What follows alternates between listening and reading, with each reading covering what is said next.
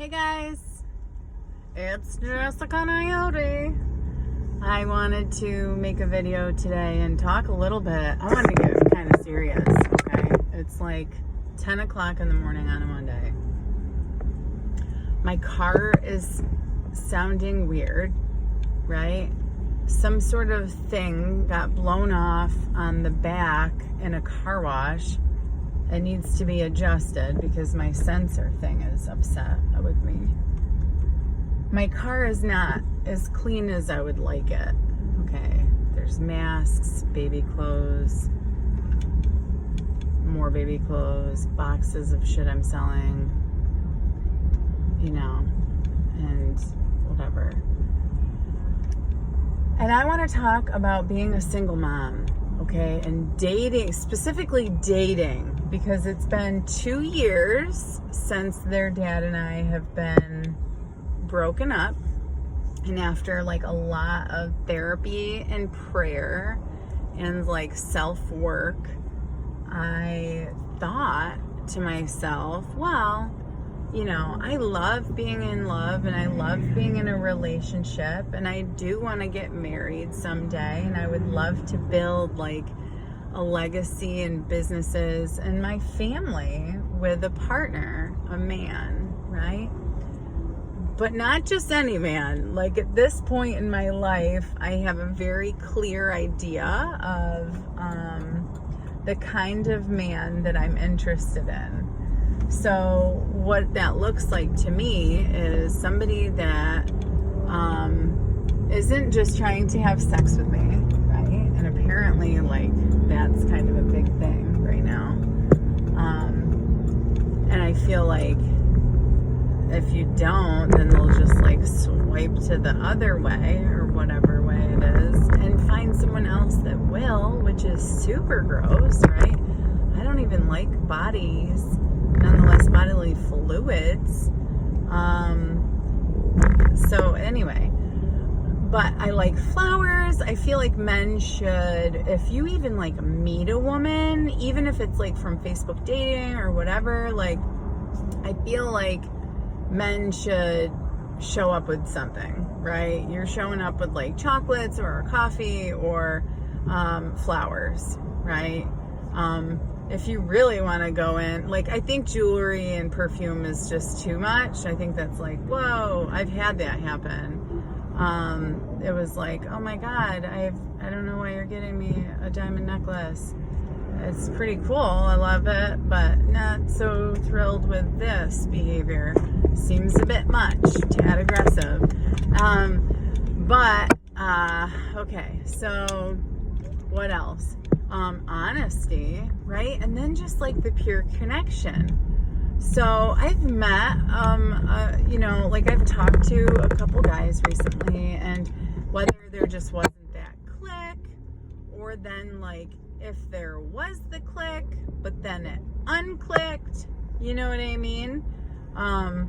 What is that about, right? And I think a lot of it has to do with like motivation of people today.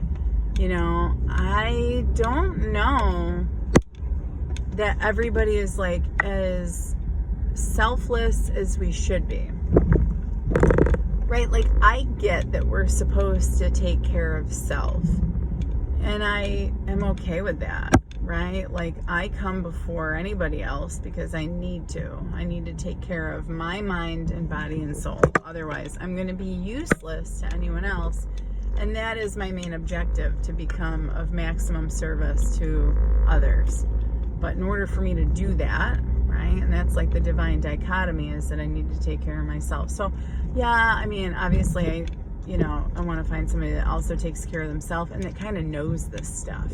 But I don't want to have somebody that's like so selfish and self-centered that that they just don't give a fuck about anyone but themselves, because that seems like a kind of like common theme, and it's not cool, and it's just not functional. It's not functional from a personal level for a human being.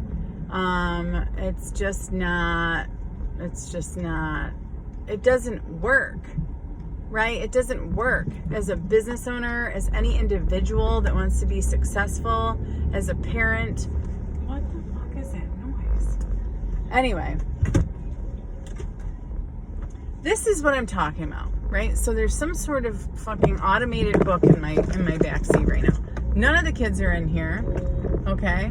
I don't want to have to deal with this shit, and I certainly don't want to do it alone, right? So I feel like this is what I'm doing, right? And back before my generation,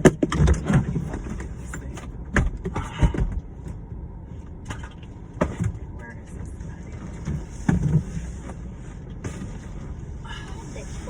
See, if I had a fucking man in my life, somebody would have shut the fucking off button. Oh my God. But nobody did, right?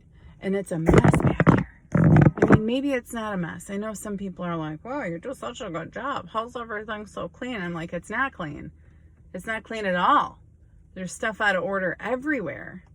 And I don't like it. And it shouldn't have to be like that, right? I envision like two dope-ass parents that are smart, that are a little selfish, and that are completely giving, that rock the house for their business or just for the purpose of service every day, right? Rest on Sundays, always, yeah, family dinners and that kind of stuff. But that work as a team. Like, I look at my grandma and grandpa Palowitz. They had 10 kids, which is insane. Like, I have 2, and I think I am psychotic at this point.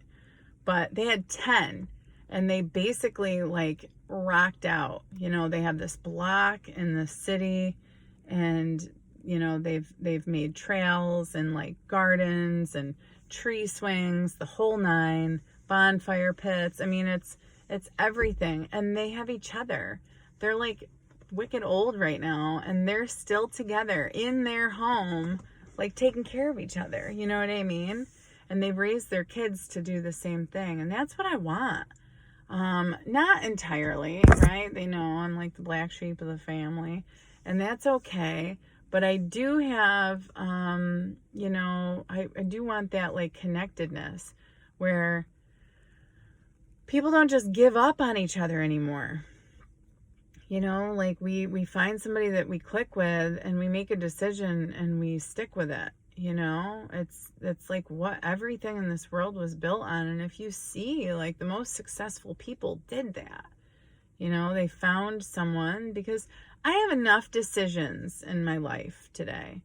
I have enough decisions. I don't want to have to keep deciding on who I'm going to be with. You know, I want to pick somebody, and I want to grow old with them, because all this shit is going to pass. You know, like what we're doing, what our job is, what our house is, what our health is, how our kids are, like all that stuff changes, you know, but a relationship shouldn't. It should be like the strongest thing, especially when there's kids involved, you know. And sadly, I was not able to stay in the relationship that I've been in for the past almost decade, but you know, now I'm back on the prowl, and I am on the market, and I am trying to, and I don't want to spend a lot of time. Like, I'm not going to date a bunch of guys. You know what I mean? I know what I want, right? Before I got this Acadia, I had a Prius, and then I had Jacob, and I said to myself, okay, I need a bigger vehicle. And I knew what color I wanted. I knew I wanted cold seats. I knew I wanted hot seats. I know I wanted leather everything. I knew I wanted dual DVD players. I knew I wanted 3 rows. I knew I wanted good gas mileage. I knew I wanted new tires on it already and no issues. And I knew my budget. Yeah. And when I found the vehicle, I told the company, I'm not coming in. I'm not doing anything. You come pick up my Prius. I will take this and I will sign a dotted line. And that's what we're going to do. And that's what was done. You know what I mean? And of course, like, relationships aren't cars, but they don't have to be so like emotional and confusing either. At least I don't think so.